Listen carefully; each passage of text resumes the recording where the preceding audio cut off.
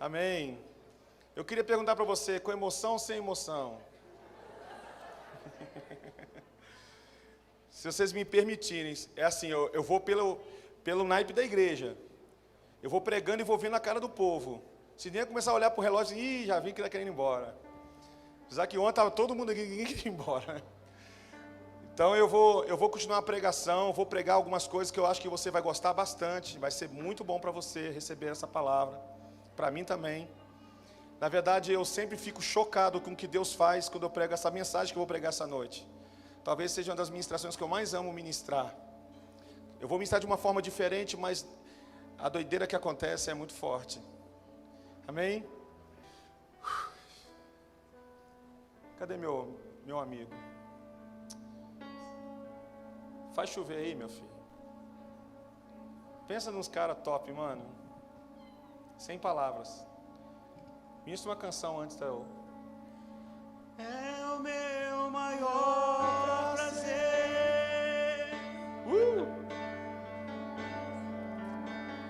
te adorar, Senhor,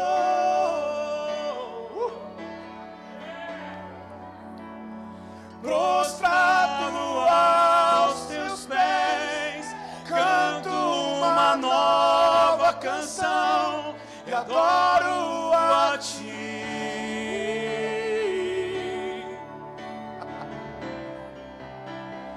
Levanto as minhas mãos, te dou o meu coração.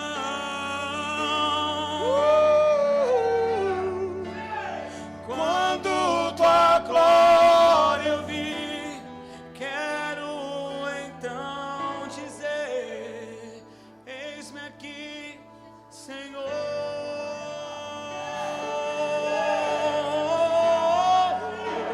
Eis-me aqui, Senhor, pra te adorar. Eis-me aqui, Senhor.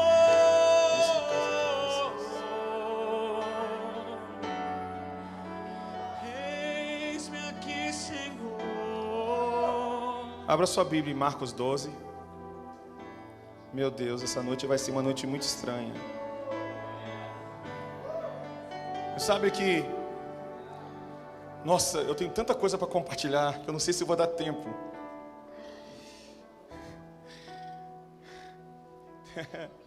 Sabe por que eu aprendi? Você sabe que você pode viajar pelo Brasil inteiro, mas você reconhece comigo que você só encontra descanso quando você volta para sua casa? Você pode fazer férias, ir para Disney, onde você quiser, mas você só encontra descanso quando volta para casa. Por que você sente assim quando você está na presença de Deus? Porque Deus é a sua casa. Você encontra um lugar de descanso. Ele me faz deitar em verdes pastos. Então quando você encontra essa presença, teve pessoas aqui que mataram a saudade. Ontem à noite eu vi pessoas matando a saudade. Eu estava com saudade de sentir isso, de ser tão palpável a presença de Deus. É uma pena que você vai em certos lugares, você vê pastor gritando e nada. Tem pastor gritando aquilo que ele não tem para dar. Mas quando você chega num lugar, num ambiente de casa do Pai, você sente a presença do Pai, parece que a revelação vem com força. Amém? O Espírito de Deus está pairando sobre nós. Então eu queria pedir a você, não aperte o cinto, Jesus é o piloto, fica à vontade. Amém? Então eu quero mergulhar com você nas Escrituras, eu quero mostrar algo para você.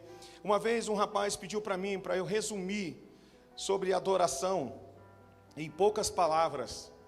Confesso para você, quando ele fez essa pergunta, em poucas palavras, diz para mim o que é adorar a Deus. E eu confesso, na época eu era muito tímido, eu não sabia muito da palavra, não tinha experiências que eu tenho hoje. E aí eu cheguei a uma conclusão, eu posso mostrar isso na palavra de uma forma bem abrangente, que adorar a Deus é amar Deus. Adorar a Deus, porque geralmente fala assim, vamos fazer um seminário de adoração, já pensa dos ministros de louvor que vão trazer para ministrar. Mas não é nada disso. Nós precisamos trazer pessoas que nos ensinem a amar a Deus. Você sabe que aquele que tem os meus mandamentos e os guarda, Jesus dizia, aquele que tem os meus mandamentos e coloca em prática, esse é o que me ama. Quando Jesus disse assim, ide por todo mundo, pregar o evangelho, toda qualquer criatura, tal, ensinando-os a colocar em prática o que eu tenho ensinado a vocês, ele está dizendo, ensina as pessoas a me amar. Uau! Mas só pode ensinar alguém a amar a Jesus, se você estiver amando Jesus. Porque é a prática daquilo que eu creio em Jesus, que vai fazer a pessoa enxergar o amor dele em mim, e desejar ter o que eu tenho. Então eu comecei a meditar nisso, e um jovem chegou para mim, lá no Paraná, numa ministração, aliás, uma ministração muito louca que aconteceu lá no Paraná. Gente, pensa em 3 dias ininterruptos de oração, e jejum e palavra. Os jovens não dormiam, eles passavam a noite em claro, adorando e orando. No outro dia eu pregava para eles, eles continuavam a oração. Eu ia dormir, eles ficavam lá com um violãozinho, virava a noite em claro. Deus vai levantar um povo em São Miguel Paulista que vai amar a Deus. O segredo de tudo está no amar a Deus. Meu Deus, a chave. Olha para mim, fala comigo assim, a chave da revelação de Deus é amar a Deus. Então guarda essa palavra, guarda essa frase. Tudo que eu vou falar vai girar em torno disso. Amar Deus. Essa noite vai haver um negócio que eu chamo de batismo de amor.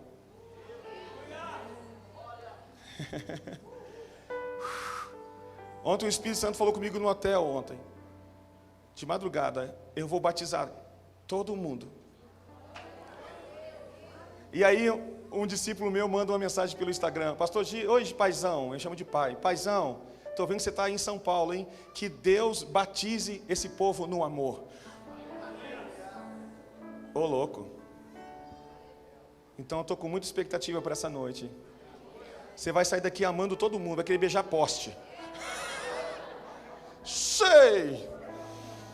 Irmãos, eu sou tão doido que eu pago pessoa na rua para abraçar ela, só você tem ideia. Estão comigo ou não? Querem ficar chapados mesmo, de verdade? Uau!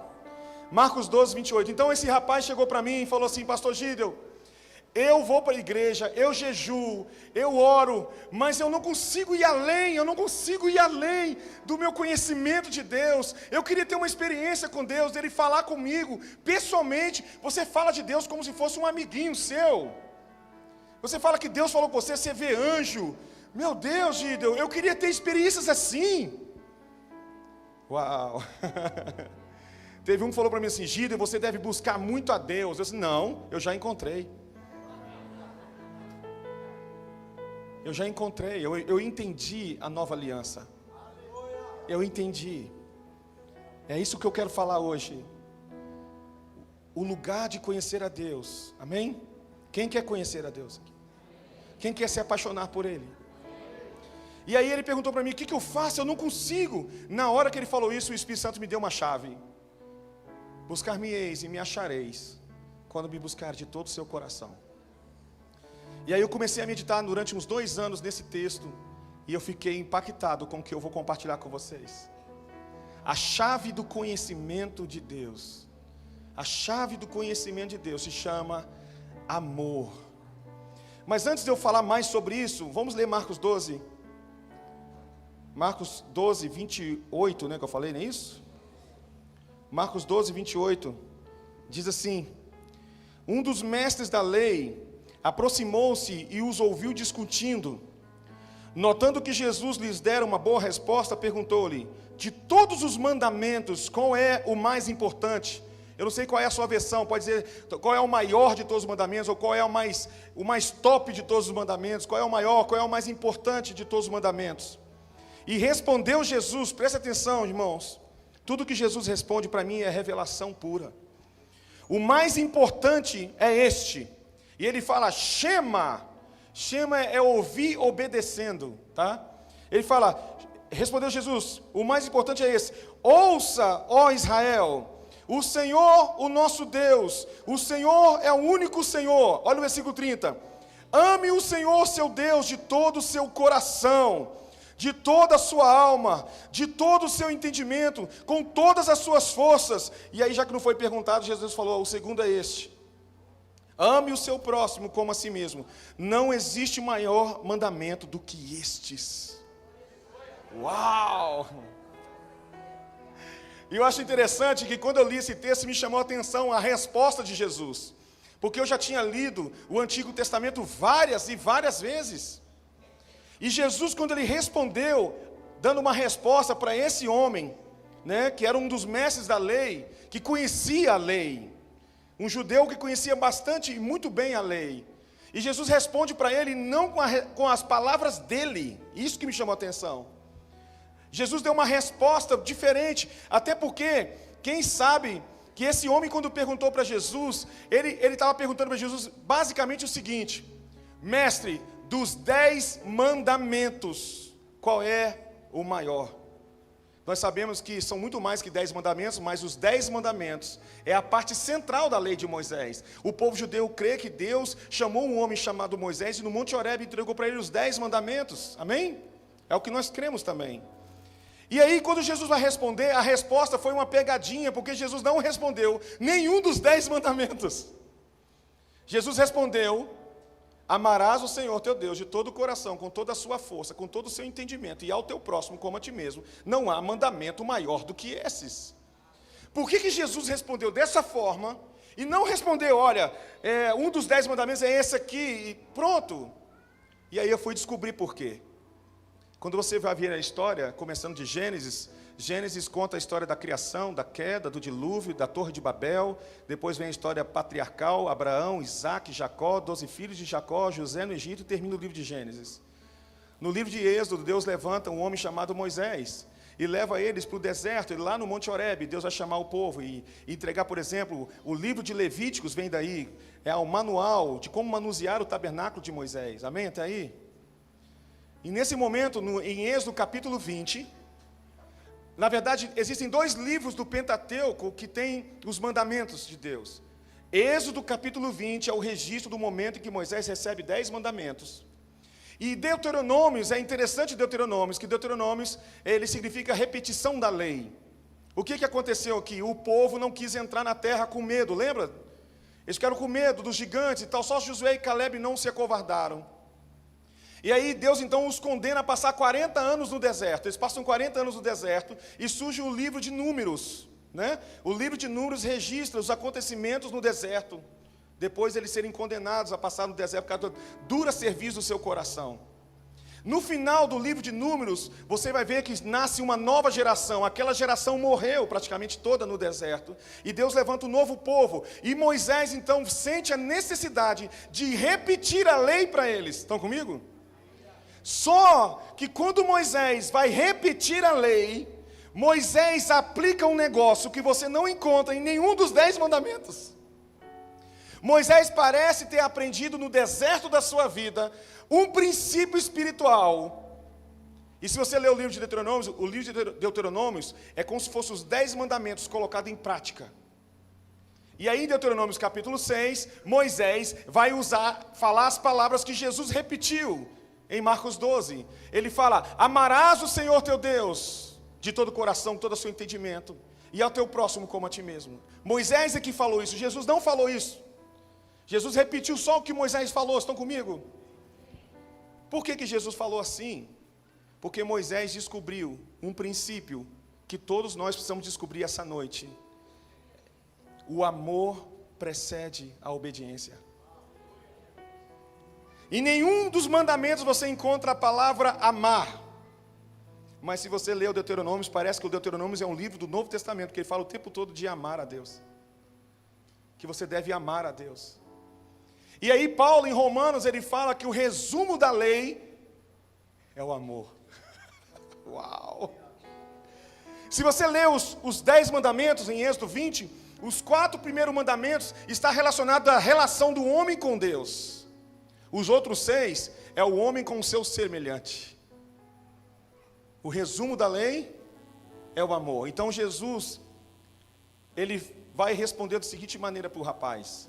Ele pergunta: Senhor, qual é o maior de todos os mandamentos? E aí Jesus faz um resumo para ele. Jesus desenha para ele: amarás o Senhor teu Deus de todo o seu coração, e a teu próximo como a ti mesmo.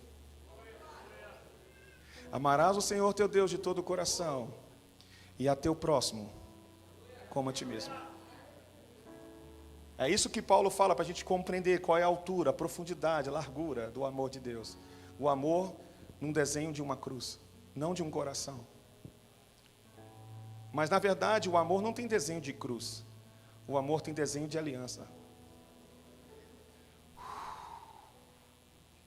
Fala comigo, o amor é a chave. Tanto é que ele fala assim, ó: aquele que tem os meus mandamentos e os guarda, esse é o que me ama, e aquele que me ama será amado de meu Pai, e eu também o amarei, e me manifestarei a Ele. O amor, meu Deus, O amor é a frequência que você precisa ter para captar as frequências de Deus. Quer ver uma coisa? Uma pessoa que ama a Deus não olha para uma árvore da mesma maneira que alguém que não ama.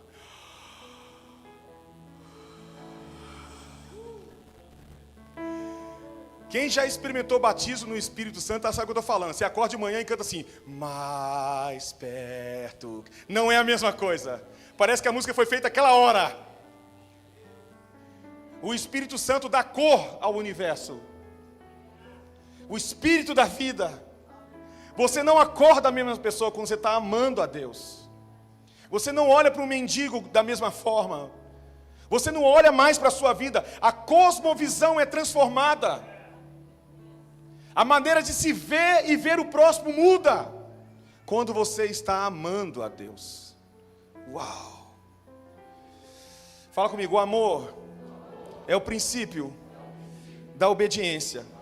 E o amor é a chave para se conhecer a Deus. Posso mergulhar nisso? Quer ver uma coisa? Vem comigo, hein? Vem comigo. Imagina que esse trem aqui, ó, não sei lá como é o nome, esse pedestal, é o trem, eu sou mineiro também. Imagina que esse pedestal aqui é Deus, e eu sou você. Nós somos aqui, o ser humano. Deus e o homem. Amém? Nós somos seres humanos, nós temos os nossos 5 sentidos naturais, que refletem 5 sentidos espirituais. Você concorda que você tem ouvidos espirituais? Você quer que eu te prove que você tem ouvidos espirituais? É só você ficar calado e falar seu nome no seu pensamento. Fala seu nome completo, por favor. Quando você falou, você ouviu na minha voz ou na sua? Na sua voz, como é que você sabe? Entenderam ou não? Prazer, esse aí é seu eu interior, meu filho, falando. Esse é seu espírito. Amém? Nós somos seres espirituais que habitam num corpo, tem uma alma.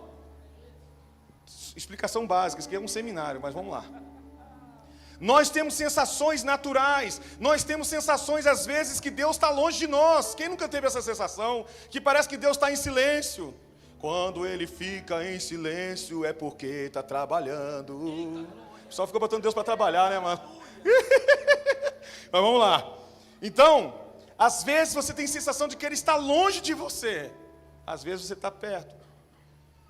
Por que isso? Mas Deus não tem geografia para Deus. Não existe espaço geográfico para Deus. Para Deus não existe negócio de estar longe e estar perto. Vocês estão comigo?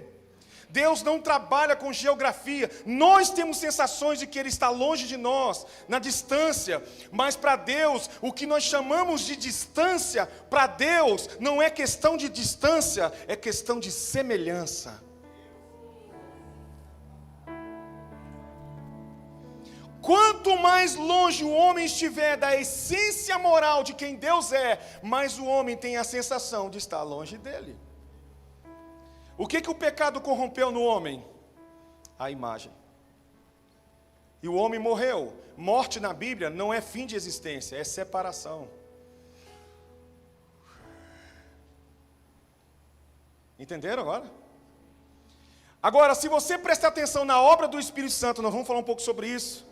É transformar você à imagem de Jesus.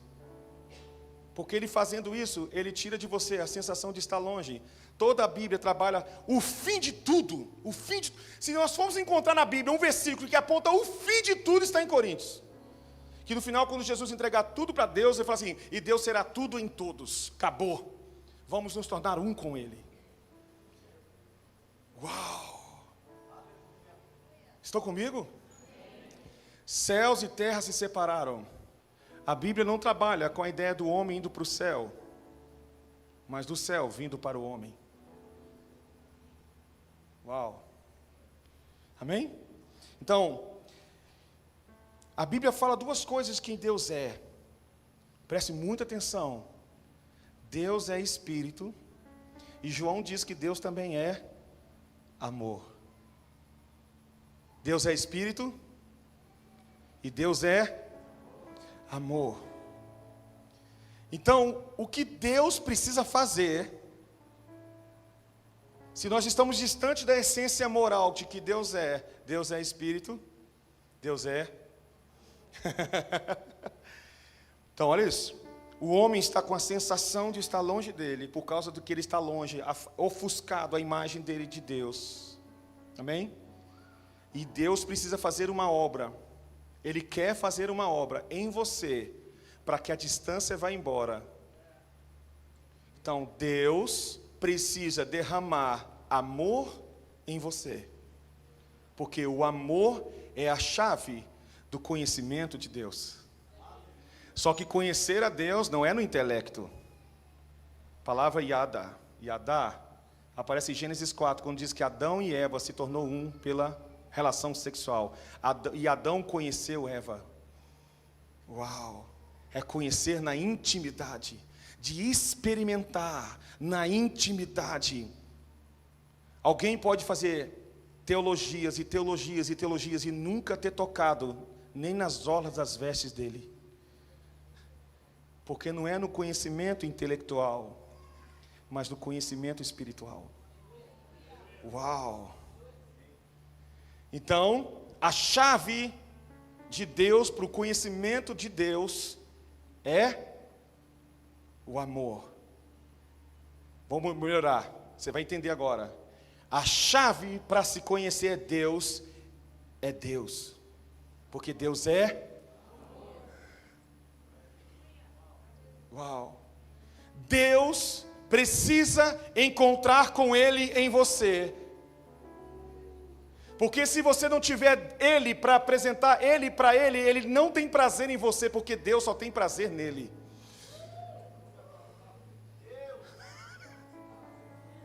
Se você não tem Ele, Ele não tem prazer. Por que você acha que Ele tinha prazer em Adão? Porque quando ele chegava no jardim, ele olhava para um espelho e se via em Adão e falava, olha como eu sou top.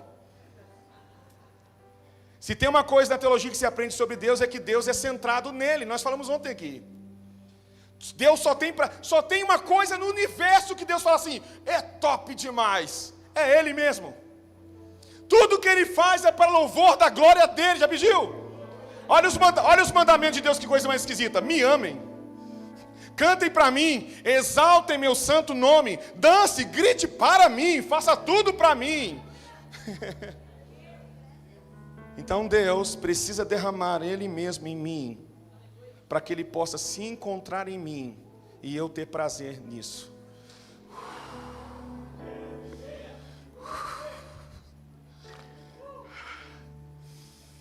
Uau! Eu oro assim, Senhor, vem se encontrar com você em mim. Eu sou apenas agora o tabernáculo. Que o céu e a terra se beijem em mim. Eu quero ser um jardim do Éden para você. Uau! Cristo em nós, a esperança da glória. Estão comigo até aí? Eu posso cavar? Mais fundo? Está raso ainda, vamos mais fundo?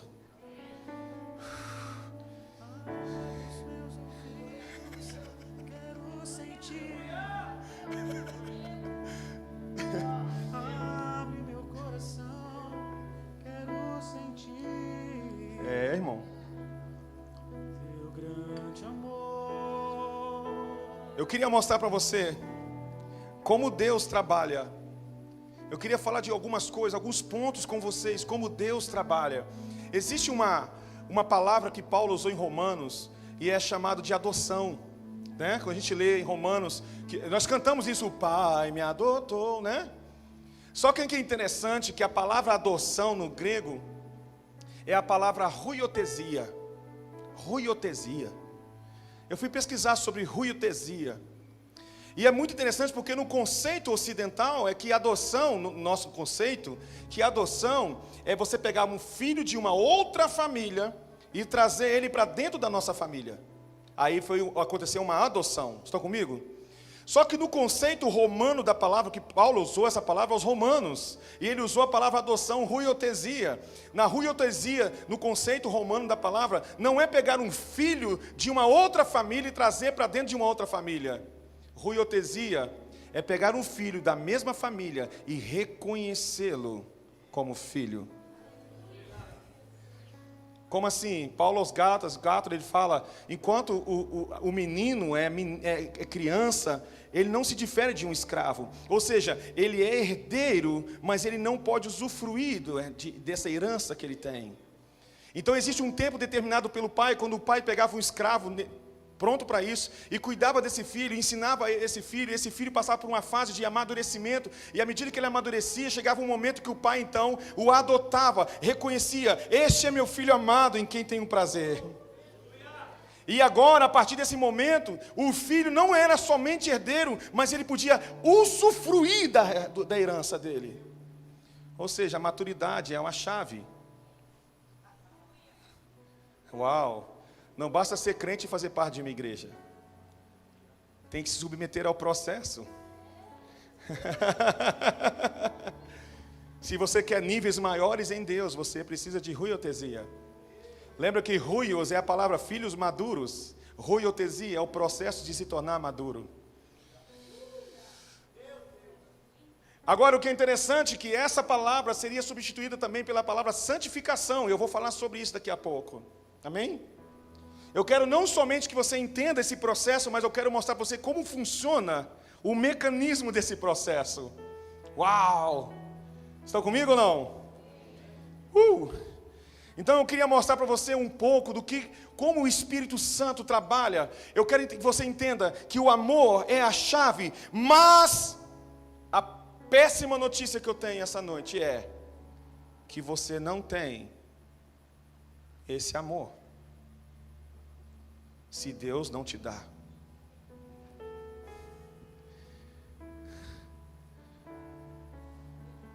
Eu vi uma frase de Todd Led, que eu gosto muito de ler os livros dele. Ele fala, a justiça que Deus exige de nós, só Ele pode gerar em nós. Na nova aliança você não pode, eu posso, se você deixar eu fazer em você. Você só agrada a Deus pelo Espírito de Deus. Amém ou não? Então eu queria mostrar para você rapidamente também essa parte. Lógico que eu poderia passar horas só num texto desse, mas abra sua Bíblia, por favor, em Deuteronômio capítulo 30, versículo 6. Lindo Jesus, em meu coração. Deuteronômio 30, versículo 6. Teus caminhos, lindo Jesus. Essa música, guarda ela que eu vou cantar no final. Eu não me responsabilizo com o que vai acontecer aqui. Olha para mim. Eu não conheço você. Ninguém conhece você. Deus sabe o que você está precisando exatamente agora. Nessa noite Deus vai cavar fundo em pessoas que a gente nem sabe. Uau! As maiores manifestações do Espírito Santo não são marcadas quando as pessoas gritam e caem no chão aqui na frente ou lá atrás. As maiores manifestações do Espírito acontecem na profundidade do seu espírito. O que a gente vê aqui é só a ponta do iceberg. Mas é profundo. É bem no fundo, amém? Deuteronômio 30, versículo 6. Deixa eu explicar esse texto. Eu vou ler 3 textos com vocês hoje. Aqui, desses 3 textos. Eles estão interligados. E eles fazem parte de uma promessa de Deus da nova aliança. É uma nova aliança, amém? Tem muita gente se relacionando com Deus baseado na antiga aliança. A lei de Deus continua santa, maravilhosa, mas a maneira de se relacionar com Ele não é mais baseada no Antigo Testamento. É uma nova aliança, não será mais nem aqui nem ali, mas o Pai procura adoradores que o adorem em espírito, em verdade, é dentro, é no interior. Quando a Bíblia fala, por exemplo, sobre o coração do homem, Provérbios 4, 23 fala sobre tudo que se deve guardar, guarde o coração. Essa palavra coração não é a palavra coração, um órgão humano. Na King James, ele usa uma outra versão mais original, ele fala, sobre tudo que você deve guardar, guarde o íntimo da razão. É o íntimo, é o interior, é a parte mais profunda do ser do homem. Amém? Então, olha, esse texto, ele está ligado à promessa da nova aliança. Não somente ele, mas Jeremias 31, eu vou ler com você daqui a pouco. Jeremias 31, 31 em diante, e Ezequiel 36, 26. Não precisa anotar que depois eu vou citar de novo. Mas esses três textos é a mesma coisa, só que de ângulos diferentes. Estão comigo? Quando você quer conhecer, saber como Deus trabalha dentro de você precisa passar por esses três textos. E quando eu parei para estudá-los, eu fiquei muito impactado, porque eu não só leio uma Bíblia, eu leio várias versões. E quando eu peguei várias versões e li os mesmos textos, é como se horizontalizasse toda a vontade de Deus no meu interior. E eu descobri que eu preciso me permitir ser vencido por essa palavra. Você precisa ser vencido pela palavra. Se permita ser vencido pela palavra, porque cura da alma tem a ver com a sua submissão à palavra. Jesus, quando contou a parábola do semeador, ele está dizendo, a semente é muito boa, mas não é a semente que determina o resultado, mas a terra, e a terra é o seu coração. Tem gente que está há 30 anos na igreja e ainda usa a fralda da Mônica, porque maturidade espiritual não tem a ver com tempo de igreja. Tem a ver com quanto você se submete ou se permite ser vencido pela palavra. Você pode olhar para mim o culto todo e falar, que palavra maneira, e ir para casa não muda nada. A sua sede, a sua fome vai terminar até quando você vai alcançar em Deus. Então, Deuteronômio 30, versículo 6, faz parte desse texto, desses textos. E olha o que o texto diz, presta atenção nele. Deuteronômio 30, versículo 6. O Senhor teu Deus circuncidará o teu coração, o coração da tua descendência. Para quê? Para o quê? Para... Opa! O que está implícito no texto, gente? O Senhor fala, ali ele fala, Yahvé, isso é King James. Yahvé, teu Deus, desimpedirá a tua alma, como se circuncidasse teu coração e as entranhas da tua descendência. Para quê? Para que aprendas a amar o Senhor. O que está implícito no texto significa que existe uma obra de Deus que precede o seu amor para com Deus. Se você não se permitir passar por esse processo, você não vai amar a Deus. E se você não amar a Deus, você não vai conhecer a Deus, porque o amor é a chave do conhecimento de Deus. E quando eu falo de conhecer a Deus, não é aqui. Porque tem gente que sabe falar muitos versículos decorados, mas é um demônio em casa. É um péssimo marido para sua esposa, um péssimo filho para o seu pai. Uau! Por isso que nós temos pastores se suicidando, porque passaram a vida toda construindo uma imagem de que não são. E quando você se vê não conseguindo mais manter a imagem, ou você deixa o orgulho te vencer, ou você é vencido pelo orgulho e você fala, eu não sou nada. Outros entram em depressão. Por quê? Porque ninguém pode conhecer a Deus se primeiramente não se conhecer. Por isso nós pregamos ontem, você é mau, incurável. Estão comigo? Você sabe o que matou Pedro? Não foi uma cruz, porque falam que ele foi pendurado numa cruz de cabeça para baixo, a história diz isso. Mas não foi isso que matou Pedro. Está lá registrado a hora do óbito de Pedro em Lucas 22. Quando ele negou pela terceira vez, o gado cantou. E a Bíblia fala que ele e Jesus se olharam. O que matou Pedro foi aquele olhar. Porque foi a primeira vez nos evangelhos que eles dois se encontraram de verdade.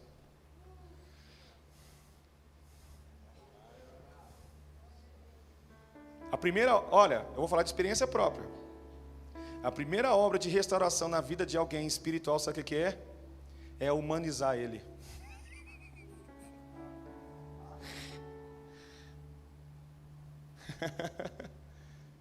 Quando você vê muita gente espiritual demais, receba e pega e não sei o quê. Eu falo, esse aí não conheceu o Evangelho. Porque quando o Evangelho te humaniza, ele vem de verdade, você passa a amar e você não precisa forçar uma identidade espiritual para provar nada para ninguém. Eu estou fazendo alguma força aqui? Porque eu descobri quem sou. Eu estou indo para São Miguel Paulista e de repente alguém chega na fila e fala assim: Pastor Gideon, que legal, vamos para Disney World. Eu não, estou indo lá na Sarando Nações.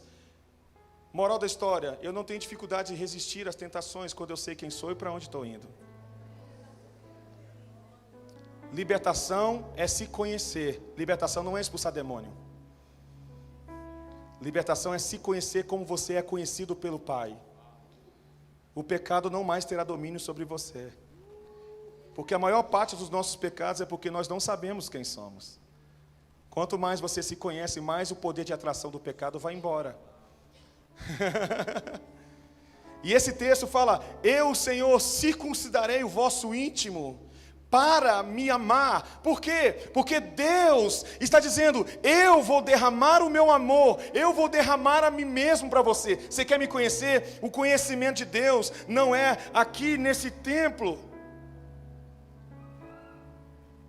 O conhecimento de Deus só acontece a partir de dentro.